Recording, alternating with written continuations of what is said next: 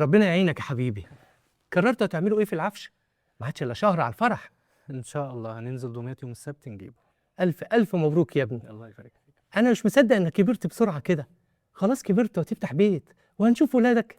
ربنا يخليك لينا يا حاج. تعيش يا حبيبي. بس انا بصراحه قلقان من المشوار ده. لا لا لا ما تقلقش، انا مأمن على نجار هينزل معانا ويجيب لنا احسن حاجه. على ضمانتك. اكيد. تمام.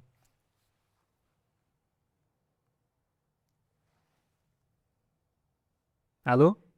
ايوه يا حبيبتي، اعملي حسابك ان شاء الله يوم السبت هننزل دمياط نجيب العفش. انا مش مصدقه ان احنا قربنا نخلص بجد. ماما، احنا هننزل نجيب العفش من دمياط يوم السبت. الله، ألف مبروك يا حبيبتي، ألف ألف مبروك. الله يبارك فيكي. انا مش كنت سألتك عليها قبل كده؟ انت كل شويه تقولي سعر. يا بنتي يا بنتي بلاش الحاجات دي، شكلها مش هتستحمل. ماشي، انا كده كده مفيش حاجه عاجباني اصلا. هو ما ينفعش نخرج من هنا؟